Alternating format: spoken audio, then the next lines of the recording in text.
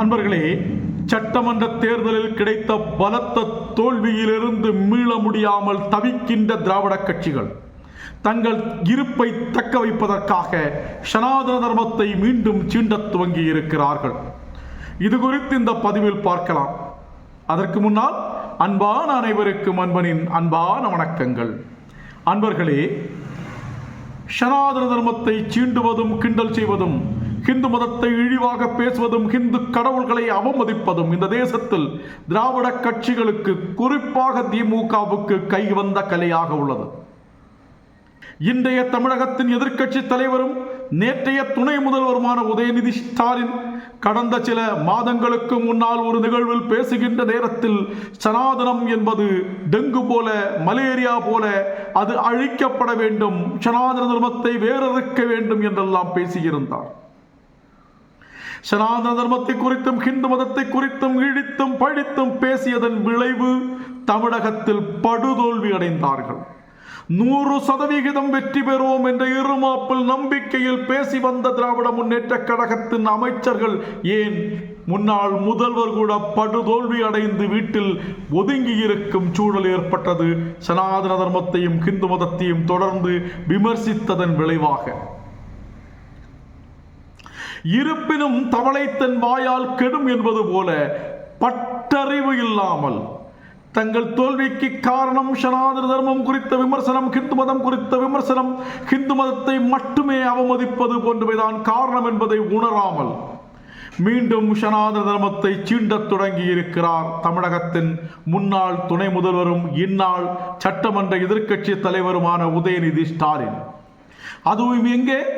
மக்கள் மன்றத்தில், சட்டமன்றத்திற்கு உள், சட்டசபைக்கு உள் இந்த வேலையை காட்டியிருக்கிறார்.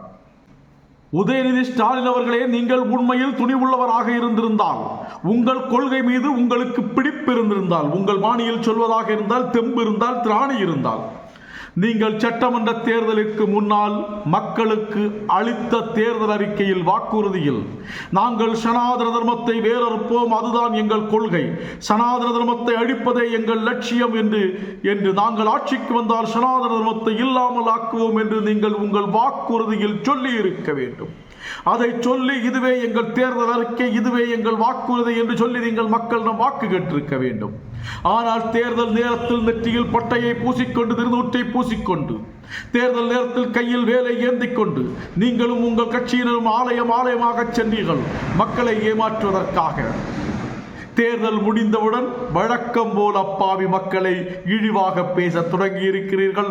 சனாதன தர்மத்தை இழிவுபடுத்த தொடங்கி இருக்கிறீர்கள். அன்பு உதயநிதி ஸ்டாலின் அவர்களே, நீங்கள் நினைத்தால் சனாதன தர்மத்தை அழிக்க முடியாது. ஜினி முகமது, கோரி முகமது, பாபர், அவுரங்கசீப் என்று பல நூறாண்டுகள் முயற்சி செய்தும் நடக்காதது. பிரிட்டிஷார் தலைகீழாக நின்றும் நடக்காதது.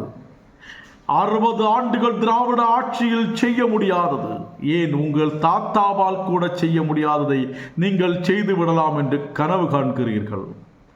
பல நூறாண்டு ஆக்கிரமிப்பின் போது சனாதன தர்மத்தை அழிக்க முடியாததால் அரசியல் என்ற போர்வையில் சனாதன தர்மத்தை அழிப்பதற்காக, ஹிந்து மதத்தை அழிப்பதற்கான முயற்சிகள் தொடங்கப்பட்டிருக்கிறது.